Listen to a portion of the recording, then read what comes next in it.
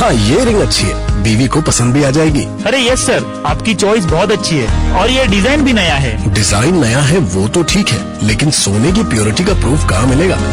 बनिए एक जागरूक ग्राहक। आज ही डाउनलोड कीजिए BIS केयर ऐप। सोना खरीदने से पहले BIS केयर ऐप पर HUID कोड अवश्य वेरीफाई करें।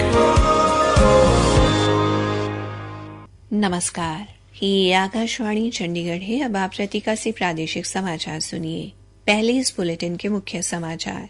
केंद्रीय कृषि मंत्रालय ने वर्ष 2022-23 के लिए प्रमुख फसलों के अनुमानित उत्पादन के आंकड़े जारी किए। कुल खाद्यान्न उत्पादन लगभग 3,297 लाख टन रहने का अनुमान लगाया गया। हरियाणा के मुख्यमंत्री मनोहर लाल ने संयुक्त पात्रता परीक्षा के नकल रहित संचालन के लिए किए गए इंतजाम की समीक्षा की। मनरेगा श्रमिकों की बोगस हाजिरी रोकने के लिए मनरेगा मोबाइल मॉनिटरिंग सिस्टम का प्रायोगिक परीक्षण हरियाणा के टोहाना के गांव से शुरू किया गया। हरियाणा साइबर पुलिस ने त्योहारों पर प्रलोभन देकर स्क्रैच कूपन के माध्यम से ठगी करने वाले साइबर ठग को लुधियाना से गिरफ्तार किया और हरियाणा सिख गुरुद्वारा प्रबंधक समिति के कार्यवाहक प्रधान ने कहा कि समिति के चुनाव के लिए वोट बनाने का काम नए सिरे से शुरू होगा।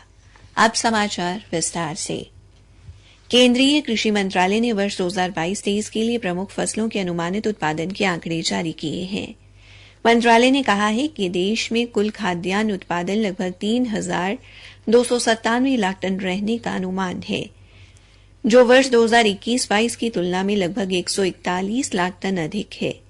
जारी आंकड़ों के अनुसार 2022-23 के दौरान चावल का कुल उत्पादन लगभग 1,350 लाख टन, गेहूं का उत्पादन लगभग 1,100 लाख टन और दाल का कुल उत्पादन लगभग 260 लाख टन रहने का अनुमान है। केंद्रीय कृषि मंत्री नरेंद्र सिंह तोमर ने कहा कि सरकारी योजनाओं और कार्यक्रमों के निर्बाध कार्यान्वयन से कृषि क्षेत्र में हर किसी के प्रयास के बेहतर परिणाम मिल रहे हैं। कृषि मंत्री ने कहा कि अंतिम अनुमान के अनुसार खाद्यान्न का अनुमानित उत्पादन पिछले 5 वर्षों तक के औसत खाद्यान्न उत्पादन से 3,000 लाख टन अधिक है। हरियाणा के मुख्यमंत्री मनोहर लाल ने आज संयुक्त पात्रता परीक्षा CET के नकल रहित संचालन के लिए किए गए इंतजाम और समुचित तैयारियों की समीक्षा की। उन्होंने वीडियो कॉन्फ्रेंसिंग के माध्यम से मंडल आयुक्तों, जिला उपायुक्तों, पुलिस अधीक्षकों एवं रेंज महानिरीक्षकों के साथ एक उच्च स्तरीय बैठक की और उन्हें बिना किसी गड़बड़ी परीक्षा का संचालन सुनिश्चित करने के निर्देश दिए।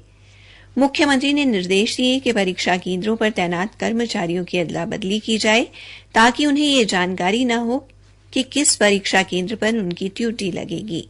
उन्होंने परीक्षार्थियों की पहचान बायोमेट्रिक या फेस ऑथेंटिकेशन जैसी तकनीक से करने की हिदायत दी। मुख्यमंत्री ने कहा कि मेरिट पर भर्ती सुनिश्चित करना सरकार की जिम्मेदारी है।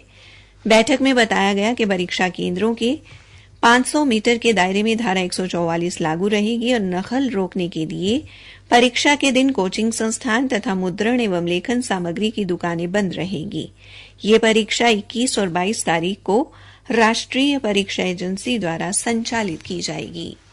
हरियाणा के विकास एवं पंचायत मंत्री देवेंद्र सिंह बबली ने कहा है कि मनरेगा के तहत काम करने वाले श्रमिकों की बोगस हाजिरी को रोकने के लिए मनरेगा मोबाइल मॉनिटरिंग सिस्टम नामक ऐप द्वारा चेहरे से पहचान कर हाजिरी लगाई जाएगी।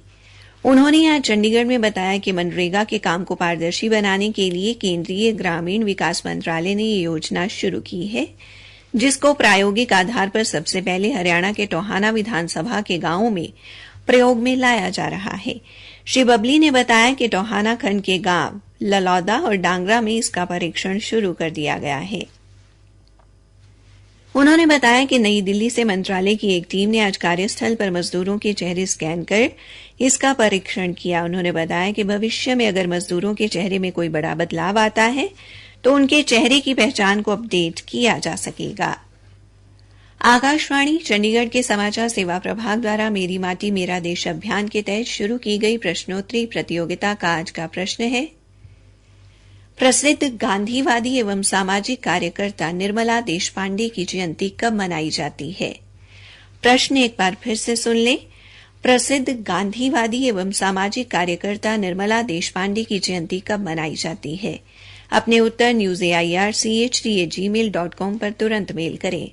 कल पूछे गए प्रश्न का उत्तर है, क्रांतिकारी गणेश घोष ने 18 अप्रैल 1930 को सूर्य सेन एवं अन्य साथियों के साथ चटगांव शस्त्रागार छापे में हिस्सा लिया।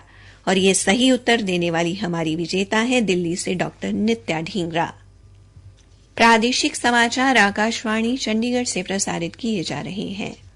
हरियाणा साइबर पुलिस ने त्योहारों पर प्रलोभन देकर और बड़ी बड़ी कंपनियों की वर्षगांठ पर स्क्रैच कूपन देने के बहाने ठगी करने वाले एक साइबर ठग को पंजाब के लुधियाना से गिरफ्तार किया है। आरोपी की पहचान अमन कुमार के तौर पर हुई है। आरोपी एक फर्जी वेबसाइट चला रहा था जहां दावा किया जा रहा था कि कंपनी के 155 साल पूरे होने के मौके पर सभी को 1999 रुपए के स्क्रैच कूपन सीधे ग्राहकों के खाते में भेजे जा रहे हैं। साइबर पुलिस के प्रवक्ता ने बताया कि मुख्य आरोपी अमन सिंह मात्र 19 साल का है। पूछताछ में आरोपी ने खुलासा किया कि फेसबुक से उसे एक चैट एप्लीकेशन चैनल का लिंक मिला जहां से वो एक ग्रुप में जुड़ा। आरोपी ने उस ग्रुप में से ही बैंक संबंधित सभी सुविधाएं, जाली डेबिट व क्रेडिट कार्ड ऑनलाइन माध्यम से मंगवाए। वहीं आरोपी ने फर्जी सिम भी ऑनलाइन ही मंगवाई थी। आरोपी ने कंपनी के नाम से एक जाली वेबसाइट बनवाई। इस वेबसाइट पर टाटा कंपनी के मालिकों के फोटो भी लगाए गए थे। पीड़ित व्यक्ति जैसे ही स्क्रैच कूपन पाने के लिए लिंक पर क्लिक करते और अपनी बैंक की जानकारी अपडेट करते, तुरंत ही रुपए उसके खाते से काट लिए जाते थे। आरोपी ने पुलिस को जानकारी दी कि सिम सप्लाई करने वाला मध्य प्रदेश में जबलपुर से था और वेबसाइट बनाने वाला नोएडा से था और मुख्य आरोपी दोनों से ही एक चैट ऐप के माध्यम से संपर्क करता था। हरियाणा से गुरुद्वारा प्रबंधक समिति के चुनाव के लिए वोट बनाने का काम नए सिरे से शुरू होगा। मतदाता कार्ड बनवाने के लिए अब फॉर्म प्रकाशित हो रहे हैं। नए नियमों के अनुसार फॉर्म पर लिखा होगा कि फॉर्म भरने वाला केवल गुरु ग्रंथ साहिब के साथ 10 गुरुओं को ही मानेगा। उसकी आस्था किसी डेरे, गुरु या किसी महंत में नहीं होगी। इसके अलावा सिक्खी का पूरी तरह से पालन करेगा। सेवापंथियों, डेरापंथियों, निरंकारी तथा नामधारी संप्रदाय के लोगों को वोट डालने का अधिकार नहीं होगा। हरियाणा सिख गुरुद्वारा प्रबंधक समिति के कार्यवाहक प्रधान जथेदार भूपिंदर सिंह असंध ने पत्रकारों से बातचीत में ये जानकारी दी। उन्होंने कहा कि यह कदम श्री अकाल तख्त के हुक्म के बाद उठाया गया है। नए फॉर्म सोमवार तक प्रकाशित होकर आ जाएंगे। अभी वोट बनाने के लिए अंतिम तिथि 30 अक्टूबर निर्धारित की गई है। सरकार से इसे 1 माह और बढ़ाने के लिए अपील की जाएगी। हरियाणा सरकार ने तुरंत प्रभाव से 2 आईएएस अधिकारियों के स्थानांतरण एवं नियुक्ति आदेश जारी किए हैं। नियुक्ति आदेशों की प्रतीक्षा कर रही आशिमा बराड़ को टीएल सत्यप्रकाश के स्थान पर शहरी संपदा का महानिदेशक नियुक्त किया गया है। वो चिकित्सा शिक्षा और अनुसंधान विभाग के महानिदेशक का कार्यभार भी संभालेंगी। श्री मनदीप सिंह बराड़ को खनन एवं भू विज्ञान विभाग का महानिदेशक एवं सचिव नियुक्त किया गया है। इसके अलावा उन्हें मुख्यमंत्री अंत्योदय परिवार उत्थान योजना के मिशन निदेशक एवं हरियाणा राज्य भंडारण निगम लिमिटेड के प्रबंध निदेशक का कार्यभार सौंपा गया है। अग्रवाल वैश्य समाज एवं एक कोशिश संस्था द्वारा अंबाला शहर के राजकीय औद्योगिक प्रशिक्षण संस्थान में रक्तदान शिविर व निःशुल्क जांच शिविर का आयोजन किया गया, जिसमें लगभग 70 युवाओं ने रक्तदान किया। उपायुक्त डॉ शालीन ने शिविर में बतौर मुख्य अतिथि शिरकत की और रक्तदाताओं की सराहना की।